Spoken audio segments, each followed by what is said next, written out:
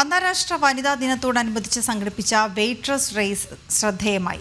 Udayasamudra group of ഹോട്ടൽസും സ്കോൾ ഇന്റർനാഷണലും സംയുക്തമായാണ് മത്സരം സംഘടിപ്പിച്ചത്.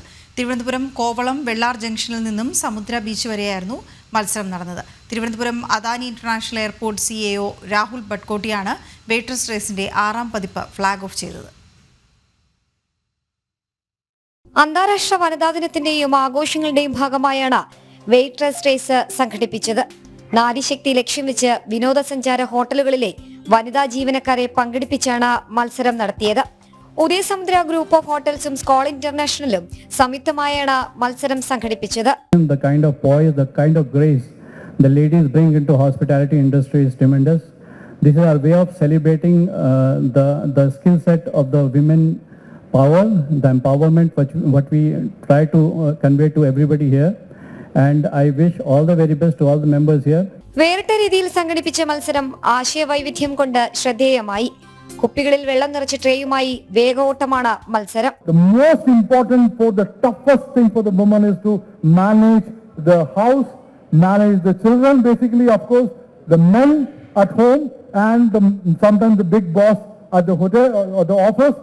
Managing all these people and still being a shining star is very, very difficult. I think all these young women there should stand up and give them a very big standing ovation.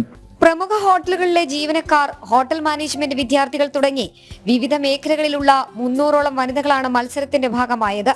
Udayasamudra group of ഹോട്ടൽസിന്റെ നേതൃത്വത്തിൽ കഴിഞ്ഞ 5 വർഷമായി മത്സരം നടത്തിവരുന്നുണ്ട്. 6ാം പതിപ്പിനാണ് ഇന്നലെ കോവളം സാക്ഷ്യം വഹിച്ചത്. മത്സരത്തിൽ വിജയികളായവർക്ക് Udayasamudra group of hotels ഡയറക്ടറും നടിയുമായ കാർത്തിക നായരും മറ്റ് വിശിഷ്ടാതിഥികളും ഉപഹാരങ്ങൾ സമ്മാനിച്ചു.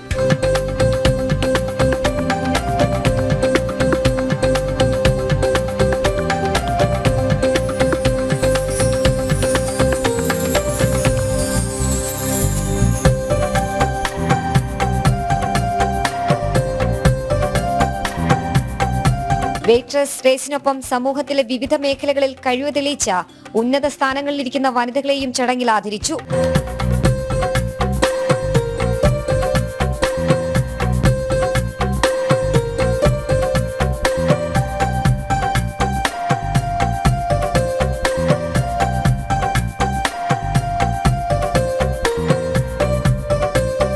ചടങ്ങിന്റെ ഭാഗമായി ഫാഷൻ ഷോയും സംഘടിപ്പിച്ചിരുന്നു.